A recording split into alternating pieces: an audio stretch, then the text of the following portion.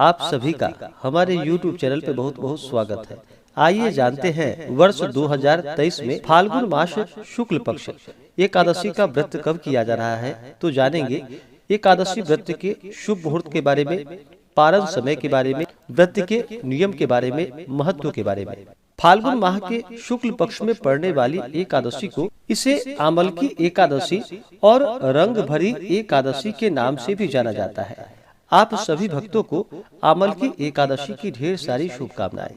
आप सभी के जीवन में लक्ष्मी नारायण की कृपा से आप सभी को सभी प्रकार के सुख और समृद्धि की प्राप्ति हो। लक्ष्मी नारायण आप सभी के इच्छाओं को पूर्ण करे। आमलकी एकादशी के व्रत में इस दिन विशेष प्रकार से, जो कि आंवले के वृक्ष के नीचे बैठ करके कलश को स्थापित करके इस दिन भगवान विष्णु और भगवान विष्णु के परशुराम स्वरूप का पूजन किया जाता है। इस व्रत के प्रभाव से व्यक्ति के सभी प्रकार के पापों का नाश होता है। पद्म पुराण के अनुसार आमलकी एकादशी व्रत करने से तीर्थ स्थानों में जितना पुण्य फल प्राप्त होता है, सभी यज्ञों के बराबर फल देने वाले इस आमलकी एकादशी व्रत को करने से व्यक्ति मोक्ष को प्राप्त करता है तथा मृत्यु के बाद भगवान विष्णु के धाम को जाता है। इस व्रत के फल से सभी पाप समूल नष्ट हो जाते हैं। इस व्रत का पुण्य 1000 गौ दान के फल के बराबर है और आमलकी एकादशी व्रत को करने से यह जो कि रक्षा प्रदान करने वाली है। आमलकी एकादशी के व्रत में इस दिन पूरे विधि विधान के साथ आंवले वृक्ष के नीचे बैठ करके भगवान विष्णु का, माता लक्ष्मी का और भगवान विष्णु के परशुराम स्वरूप का पूजन करना चाहिए। आंवले के वृक्ष को, जो कि पीपल वृक्ष के समान ही पूजनीय माना गया है, जिस प्रकार से पीपल के वृक्ष में सभी देवताओं का वास माना गया है, इसी प्रकार से आंवले के वृक्ष में भी देवताओं का वास माना गया है। इस दिन भगवान विष्णु, माता लक्ष्मी, भगवान परशुराम और उनके साथ साथ जो कि भगवान शिव का भी पूजन करना चाहिए। तो यह बड़ा ही पुण्य फल दायी होता है। जो भी एकादशी का व्रत करते हैं उन्हें एकादशी व्रत के लिए, जो कि दशमी के दिन से ही व्रत में नियमों का पालन करना चाहिए। दशमी, एकादशी और द्वादशी, इन 3 दिनों तक जो कि शुद्ध और सात्विकता का पालन करना चाहिए, ब्रह्मचर्य का पालन करना चाहिए, तामसिक वस्तुओं का प्रयोग बिल्कुल भी नहीं करना चाहिए, धर्म का आचरण करते हुए रहना चाहिए। दशमी तिथि के दिन सूर्यास्त होने से पहले ही शुद्ध और सात्विक आहार, जो कि भोजन ग्रहण करनी चाहिए और उसके बाद दांतों को अच्छे तरह से साफ करके दांत में कोई भी अन्न का रेशा ना होने पाए, इस बात का ध्यान रखें। और दशमी तिथि को जो भोजन ग्रहण करते हैं वह पराया अन्न नहीं होना चाहिए, दूसरे का भोजन आदि का प्रयोग नहीं करना चाहिए। रात्रि में ब्रह्मचर्य का पालन करते हुए भगवान नाम का स्मरण करते हुए दशमी तिथि के दिन सोनी चाहिए और फिर एकादशी तिथि के दिन सुबह ब्रह्म मुहूर्त में उठ करके नित्य क्रियाओं से निवृत्त हो करके गंगा नदी में या घर के नहाने के पानी में ही थोड़ा सा गंगा जल मिला करके स्नान करना चाहिए, शुद्ध वस्त्र धारण करना चाहिए और व्रत का संकल्प लेना चाहिए। भगवान विष्णु, माता लक्ष्मी, भगवान परशुराम से प्रार्थना करनी चाहिए कि हे भगवान, आज मैं आमलकी एकादशी का व्रत करने जा रहा हूँ या करने जा रही हूँ। मेरे सभी प्रकार के पापों का नाश हो, मेरे दैहिक, दैविक और भौतिक सभी प्रकार के पाप नष्ट हो। आपके मन में जो भी इच्छा हो, जो भी कामना हो, वह प्रभु से कहें। और एकादशी तिथि के दिन, जो कि दिन रात्रि उपवास रहते हुए व्रत को धारण करना चाहिए। जो उपवास नहीं रह पाते हैं वो एक समय जो कि फलाहार का सेवन करे, फलाहार का प्रयोग करे। रात्रि में जहां तक हो सके भजन कीर्तन करते हुए, जागरण करते हुए समय को व्यतीत करना चाहिए। और द्वादशी तिथि के दिन जाकर के फिर सुबह उठ करके स्नान करके शुद्ध वस्त्र धारण करके भगवान का पूजन और आरती कर लें। उसके बाद फिर ब्राह्मणों को भोजन करवाना चाहिए, ब्राह्मणों को दान और दक्षिणा देनी चाहिए, गरीबों को भोजन करवाना चाहिए और व्रत का पारण जो कि समय के अनुसार करना चाहिए।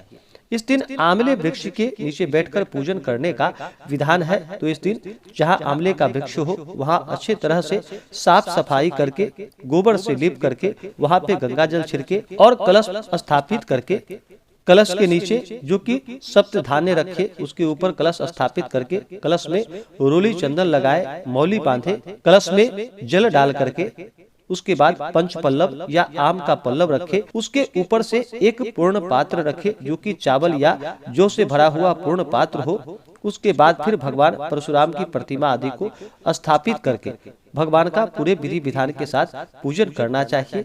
इससे पुण्य फलों की प्राप्ति होती है। तो आइए अब जानते हैं एकादशी व्रत के शुभ मुहूर्त के बारे में। फाल्गुन मास शुक्ल पक्ष एकादशी तिथि प्रारंभ समय जो कि 2 मार्च 2023 दिन गुरुवार सुबह 6:41 और एकादशी तिथि की समाप्ति होगी 3 मार्च 2023 दिन शुक्रवार सुबह 9:12 पे।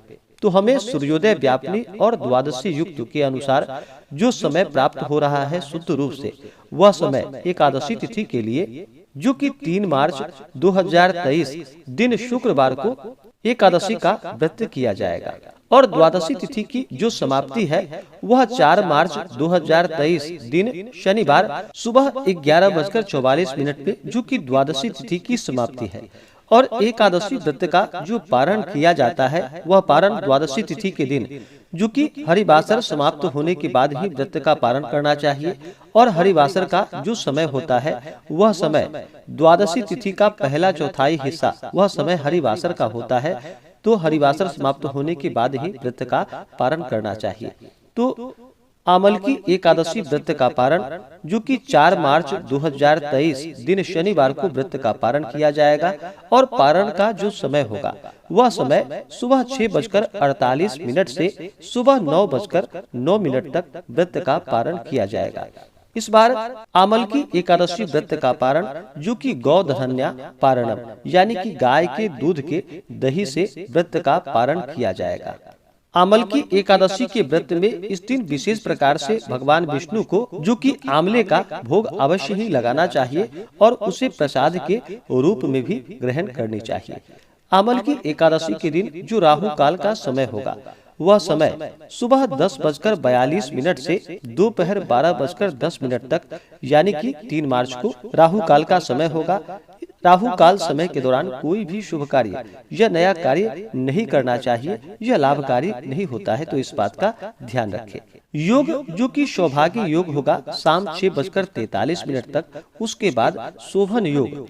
नक्षत्र की बात करें तो पुनर्वसु नक्षत्र दोपहर 3:44 तक, उसके बाद पुष्य नक्षत्र। एकादशी तिथि के दिन सर्वार्थ सिद्धि योग भी होगा जो कि शाम 4:07 तक। इन योग में जो कि अगर आप पूजन आदि का कार्य करते हैं या किसी भी प्रकार का व्रत पूजन करते हैं तो उसका अनंत गुना पुण्य फल प्राप्त होता है। तो इस दिन आमलकी एकादशी के व्रत में जो कि भगवान विष्णु का पूरे विधि विधान के साथ पूजन करे तो लाभकारी होगा। आमलकी एकादशी को इसे जो कि रंग भरी एकादशी के नाम से भी जाना जाता है और इस दिन भगवान को विशेष करके जो कि भगवान शिव, भगवान विष्णु और भगवान परशुराम का पूरे विधि विधान के साथ पूजन करना चाहिए और इन्हें गुलाल अवश्य ही अर्पित करनी चाहिए। इसलिए इसे रंग भरी एकादशी के नाम से जाना जाता है और इसी एकादशी को जो कि भगवान विश्वनाथ का श्रृंगार दिन के रूप में इस दिन को माना जाता है। तो इस दिन भगवान शिव का पूरे विधि विधान के साथ पूजन करे तो अनंत गुना पुण्य फलदायी होगा। तो इसी प्रकार से जो भी एकादशी का व्रत करते हैं उन्हें पूर्ण विधि विधान के साथ भगवान का पूजन करना चाहिए।